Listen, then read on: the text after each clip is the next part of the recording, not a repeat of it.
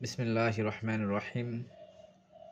আসসালামু আলাইকুম রহমতুল্লাহি ওয়া বারাকাতুহু। প্রিয় মুসলিম ভাই ও বোনেরা এবং আমি সকল ধর্মাবলম্বী ভাই ও বোনদের অবগত করতে চাই একটি বিষয়, একটি গুরুত্বপূর্ণ বিষয় একটু কথা বলতে চাই। সেটা হচ্ছে প্রবাসী ভাইদের নিয়ে একটু আপনাদের সাথে একটু আলোচনা করতে চাই, যে প্রবাসী ভাইদের বিষয়ে জীবন বৃত্তান্ত নিয়ে একটু কথা বলতে চাই।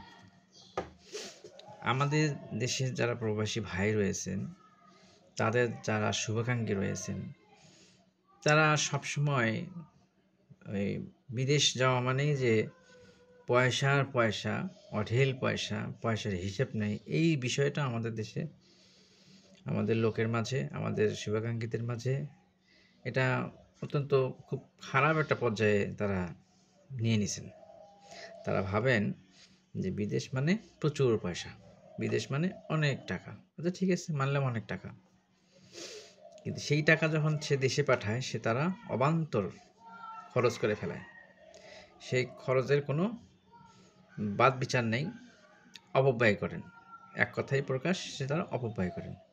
আপনি কি এটা জানেন, ওই যে ভাইটা বিদেশে গেছেন আপনাদের পরিবারের সুখের জন্য, আপনাদের শুভাকাঙ্ক্ষীদের সুখের জন্য, তাদের একটু ভালোভাবে খাওয়ানোর জন্য, পড়ানোর জন্য, উনি যে ওখানে কি পরিমাণ কষ্ট করেন সেটা কি আপনি কখনো উপলব্ধি করতে পারছেন? আপনি যে ওনার পয়সাটা নিয়ে অবান্তর খরচ করলেন, অপচয় করলেন, একটিবার কি ভেবেছিলেন যে এই পয়সাটাও অর্জন করতে গিয়ে তার কতটা পরিশ্রম করতে হয়েছে, কতটা কষ্ট করতে হয়েছে? আরও কিছু ভাই রয়েছে যে এরকম প্রবাস জীবনে অনেকে অনেকে ব্যর্থতার মধ্যে পড়ে যায়, অনেকে সফলতার মধ্যে পড়ে। তো যারা ব্যর্থতার মধ্যে পড়ে, আমরা যখন তারা দেশে আসে, আমরা প্রত্যেকটা সমাজের লোকেরা ইগনোর করি। আর এই সফলতা ব্যর্থতা নিয়েই তো মানুষের জীবন। সে তো চেষ্টা চালাইছিল নিজেকে সাফল্য অর্জন করার জন্য দেশের বাইরে যাওয়ার, কিন্তু হয়নি। আমরা তাকে অবহেলা করি, অবজ্ঞা করি। খুবই একটা মানে খুবই সে হয় অবহেলিত পাত্র সবার কাছে। আবার অনেক প্রবাসী ভাই আছে যে বিভিন্ন কারণে আসার পথে হয়তো তার কাছে পয়সা থাকে না, বা পয়সা ইনকাম কম হয়েছে, বা ছুটি পাইছে কিন্তু পয়সা ছিল না। আমরা যারা প্রিয় শুভাকাঙ্ক্ষী রয়েছি, প্রত্যেকে আশা নিয়ে থাকি যে আমার জন্য কিছু না কিছু নিয়ে আসবে। আপনি কি একটাবার ভেবেছিলেন, না আনলে আমরা মন খারাপ করে থাকি, একবার কি ভেবেছিলেন যে ভাইয়ের ওইখানে কিভাবে ছিলেন, বা তার কাছে পয়সা ছিল কি না, বা সে ইনকাম করতে পারছে কি না, তার শরীরটা কেমন, এগুলো জিজ্ঞেস না করি, এগুলো কিন্তু জিজ্ঞেস করি না। আমরা আশা নিয়ে থাকি যে আমাদেরকে সে কিছু দিবেন, ভালো কিছু দিবেন। আর যদি ছোটো মোটো কিছু জিনিস নিয়ে আসে, তারা মনে করে এটা কি নিয়ে আসছেন, অবহেলা করি।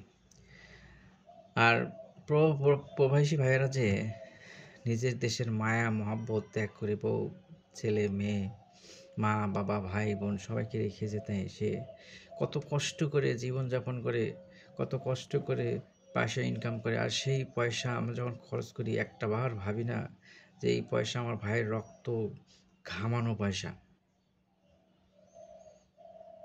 যাই হোক, আমরা এই বিষয়গুলো সবাই জানি, তারপরও আমাদের বিবেকটাকে জাগরিত করার জন্য, বিবেকটাকে সচল করার জন্য, প্রবাসী ভাইদের প্রতি ভালোবাসা, শ্রদ্ধা যেন বেড়ে যায়, সম্মান যেন বেড়ে যায়, এই জন্য আমি এইসব কথাগুলো আপনাদের সঙ্গে শেয়ার করলাম। তো যাই হোক, আমরা সবাই প্রবাসী ভাইদের প্রতি শ্রদ্ধা, সম্মান, ভালোবাসা দেখাবো ইনশাল্লাহ।